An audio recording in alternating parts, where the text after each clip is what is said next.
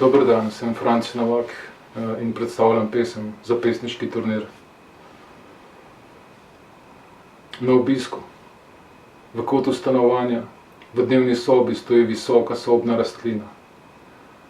Drevesce s smaragdno-zelenimi listi, s tankim skrivenčenim deblom. Nekaj se igra ali preigrava v drobni krošnji, privid ptiča ali obet sonca. Ako se dotaknem lista, pod blazinicami prstov začutim dotik platna ali hrapavega papirja.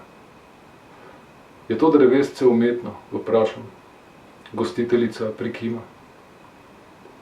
A svetloba lestenca še vedno poskakuje z lista na list in prosojnosti in sence se še zmeraj razlivajo v kaskadah po umetni rastlini. Tu ni več rasti, ne venenja, a listi režejo prostor za zeleno ostrino, z obiljem lesketov, kot da žarijo močneje. Se tu veter in svetloba sprehajata drugače. Je mogoče, da je to le nekakšno bitje, ki ne raste, a se dviga v prostor. Je namera posnemati živo, že znamenje življenja. A kakšen pogum.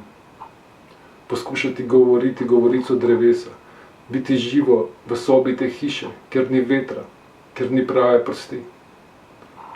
Potem grem s prsti čez negibne liste rastline, ki ne trepetajo, kot da sem sam le nekaj, kar je prišlo izpod strojev za izdelavo pomnoženih oblik.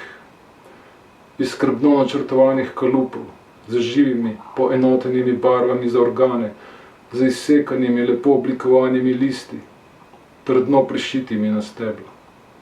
Z vanjo vrezano kodo jezika, da jih lahko tipajo roke drugih ljudi.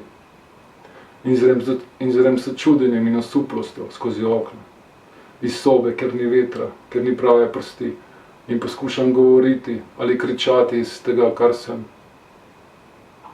Ko gledam veliko, v vetru dihajoče, poplesujoče drevo, ki raste na vrtu. Njegove liste, ki se trgajo in padajo, ki se drobijo in lomijo, ki se množijo v zvrtinčene kupe na tleh in neustavljivo, divje, trkajo ob šipo. Hvala.